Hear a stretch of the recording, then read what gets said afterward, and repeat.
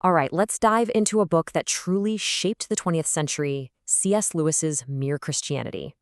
Now, this thing started out as a series of radio talks in Britain, right in the middle of World War II, if you can believe it. And Lewis wasn't trying to argue for one type of church over another. No, his goal was to get to the absolute bedrock, the mere belief that all Christians have in common. And the way he starts his argument, well, it's not in a church. It's not with some lofty Bible verse. It begins somewhere you would never guess. Seriously, just think about it for a second.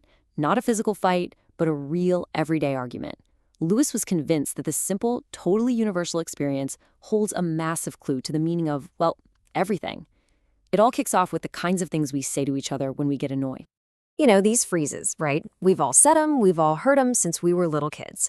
But Lewis looks at these and says, hang on, this isn't just complaining. What's really happening here is an appeal. You're appealing to some kind of standard, some rule of fairness that you just expect the other person to know about and agree to. And that idea right there is the first pillar of his entire argument. The simple act of quarreling, of trying to show someone they're wrong, actually tells us something incredible about ourselves. Think about the difference. Two cats fighting is just about who's stronger or faster. But when two people argue, they're not just saying, I don't like this. They're saying, what you did was wrong. They're pointing to some unwritten rulebook that they both seem to understand. It's like there's an invisible standard of fair play floating between them.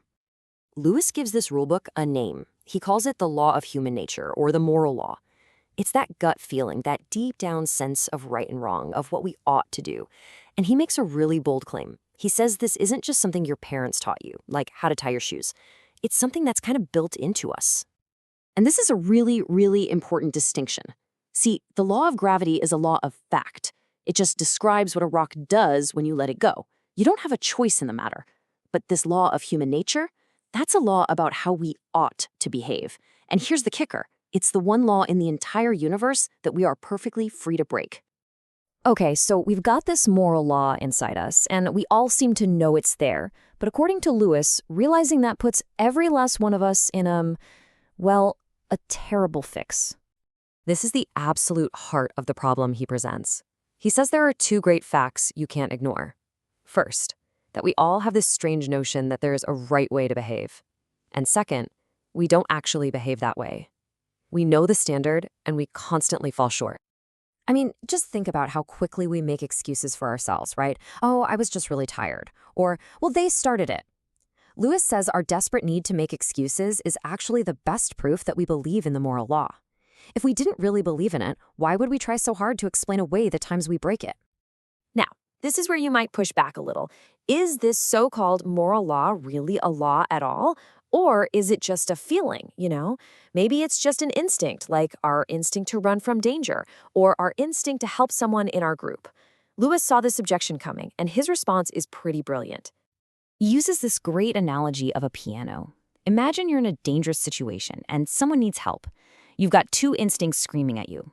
The self-preservation instinct, one key on the piano, is yelling, "Get out of here!" But the herd instinct, another key, is yelling, "Go help them!"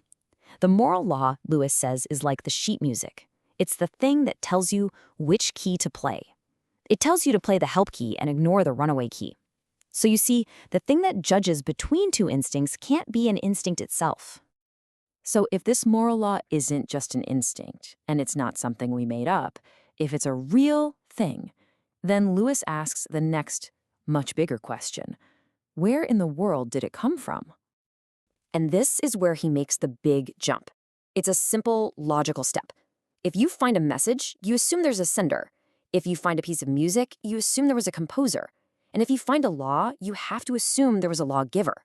The fact that there's a moral pressure on all of us suggests there's some kind of power or mind behind the universe that put it there. This is the whole point. By looking inside ourselves at this law we didn't invent and can't shake, we get what Lewis calls inside information about the universe. It tells us there's more than just matter and energy out there. It suggests there's a conscious power who cares deeply about right and wrong, about good and evil. And now the argument takes a very sharp, very specific turn. We move from this general idea of a power to a direct confrontation with one of history's biggest claims. This is probably the most famous, and for many, the most challenging part of the whole book. So Lewis says, all right, let's follow this. If there is a power behind the universe, and we've all been breaking his law, then our only real hope is for that power to reach out to us somehow. And right in the middle of a people, the ancient Jews, who already believed in this powerful law-giving God, a man shows up. And this man, Jesus, starts saying things that are just mind-boggling. He claims to be that God. Lewis argues that when you're faced with a man who says the kinds of things Jesus said, you're really only left with three choices. You can't just brush him off as a good teacher. Why? Because a regular person who claimed to forgive sins and said he existed before Abraham, well, that person would be a certified lunatic. Or if he knew those things weren't true, he'd be an unbelievably evil liar, which leaves only one other option, that he was telling the truth. And that is the famous trilemma. Lewis just slams the door on the easy, comfortable option. He says you can call Jesus a madman, you can spit at him as a demon, or you can fall at his feet and worship him as Lord. But the one thing you can't do is come away with some patronizing nonsense about him being a great human teacher. He never gave us that choice. So, what if you take that third option? What if you accept that Jesus is Lord? What happens next? For Lewis, it's not about just trying a little harder to be a nice person. It's about something way more radical, a complete and total transformation. I absolutely love this analogy. It's so powerful. Most of us, when we think about self-improvement, we think we just need a few fixes. A little paint here, patch up a crack there. We think we're a decent little cottage that just needs some sprucing up. But God's plan isn't a renovation, it's a demolition. He wants to tear down the cottage and build a palace in its place, a place that he can actually live in. So the whole point of Christianity for Lewis is not just about changing your behavior. It's about becoming a fundamentally different kind of being. It's about being made into a new man, a creature that actually shares in the divine life of Christ. It's the difference between a beautiful statue of a man and a real living, breathing man. One is an imitation, the other is a new creation. And this is the final, stark choice that Lewis leaves us with. He says that if you make your own self the center of your universe, the end of that road is always going to be misery and ruin.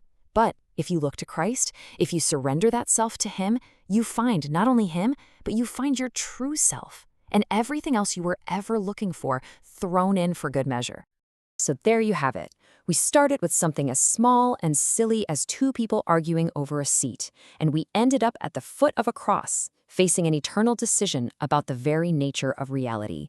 Lewis's great challenge is this.